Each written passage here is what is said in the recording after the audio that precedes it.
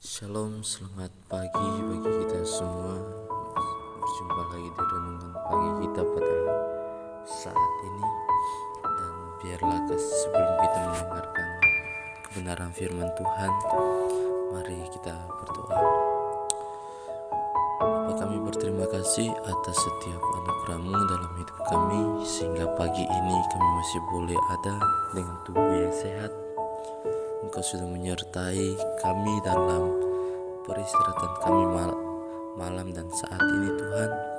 Kami mau bersekutu dengan firman-Mu sebelum kami melakukan aktivitas kami. Dan biarlah penyertaan-Mu sempurna, firman-Mu menguatkan kami, firman-Mu memberikan semangat motivasi dalam setiap kehidupan kami. Terima kasih Tuhan, dalam nama Tuhan Yesus Kristus, Tuhan dan Juru Selamat kami yang hidup. Haleluya, amin. Puji nama Tuhan, pada pagi hari ini kita akan mendengarkan renungan pagi dengan satu tema, mengenalmu mengubahku.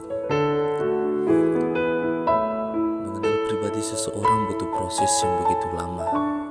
Pengenalan itu bisa sempurna ketika hubungan itu baik, ada relasi yang baik.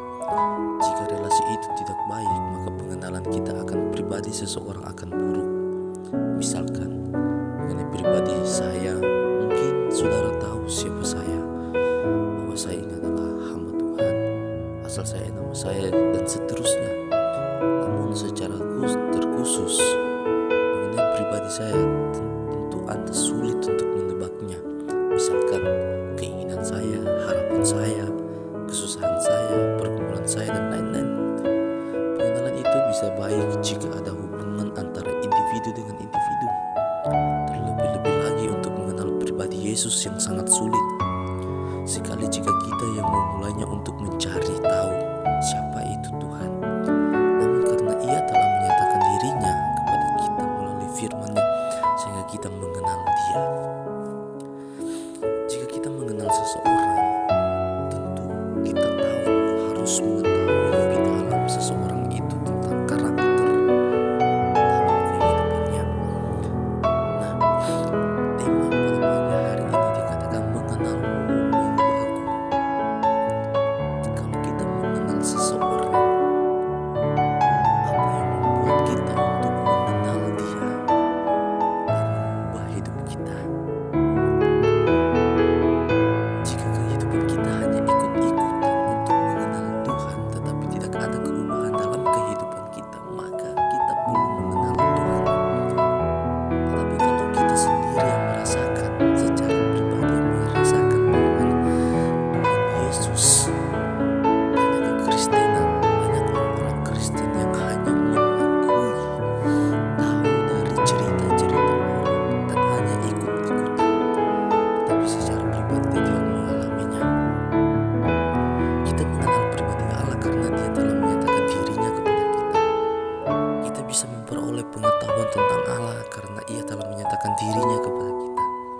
Kita bisa mengenal Dia bukan karena usaha kita, namun karena Dia yang memperkenalkan dirinya kepada kita dengan cara berinkarnasi menjadi manusia, sehingga kita bisa berkata seperti ini kasih Allah, oh begini kebaikan Allah kepada manusia, oh begini sifat Allah. Allah sendiri yang memperkenalkan dirinya kepada kita melalui inkarnasi di atas kayu salib. Oleh sebab itu, bagaimana itu mengenalmu mengubahku di dalam Filipi 3. Kita akan baca di dalam Filipi 3 ayat 7 sampai 8.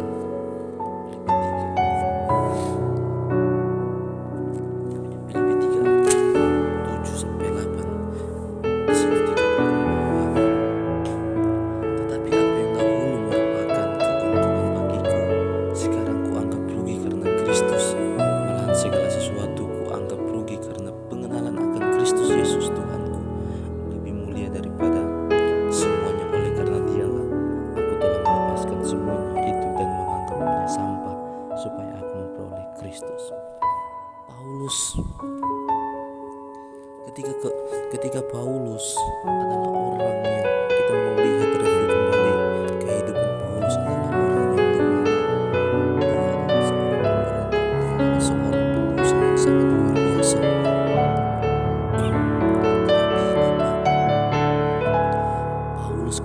dia mengenal Tuhan, Tuhan sendiri yang memperkenalkan dirinya kepada dia. Pada saat berjalan ke Damsyik, dia ingin membunuh orang-orang Kristen di sana. Tetapi Tuhan menangkap dia, Tuhan memperkenalkan dia.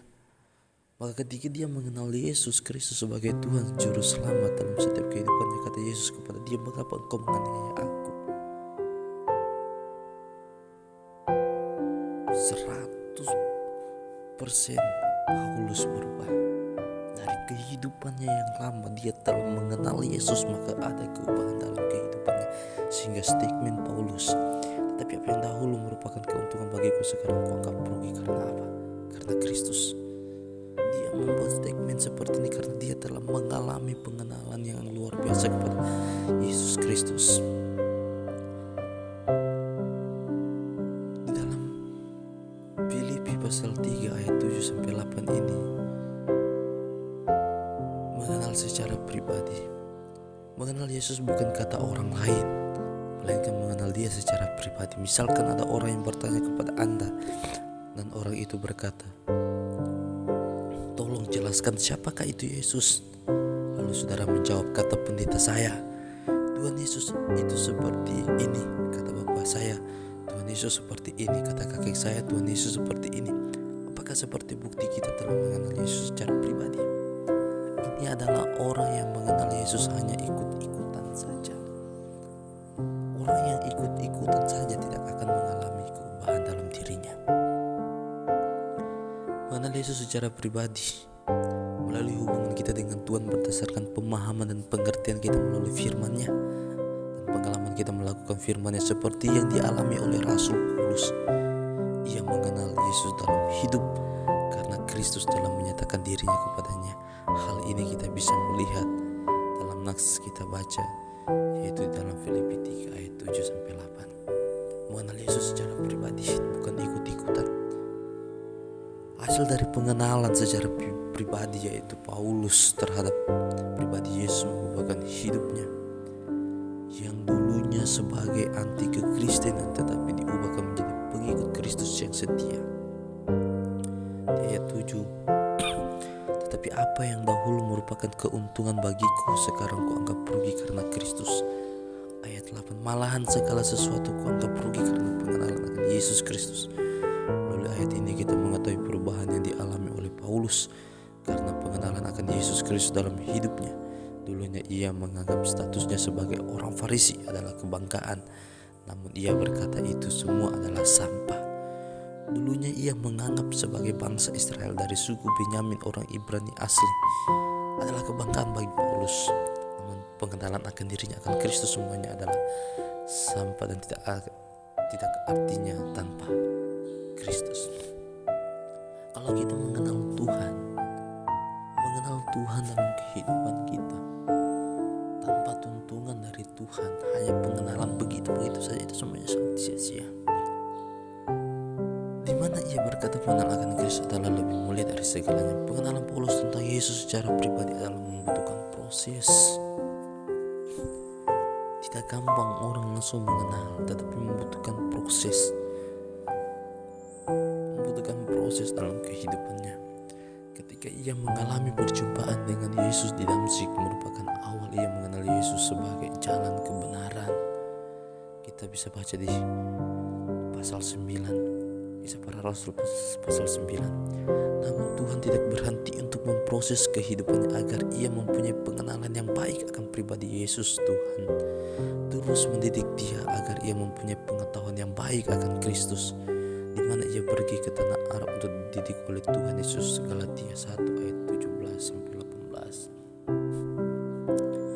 Hasil dari pengenalannya akan Kristus dalam hidupnya mengubahkan hidupnya, di mana Kristus lebih utama dari segalanya, sehingga ia rela meninggalkan semua yang dia miliki hanya untuk Kristus. Ia mengetahui hanya Yesus satu-satunya jalan kebenaran dan hidup. Perbuatan baiknya selama ini tidak menyelamatkan hidupnya. Ia selamat dan dibenarkan menjadi orang kudus, ciptaan baru, manusia baru hanya karena percaya kepada Kristus. Itulah pengenalan. Jika kita mengenal Tuhan lebih dalam lagi,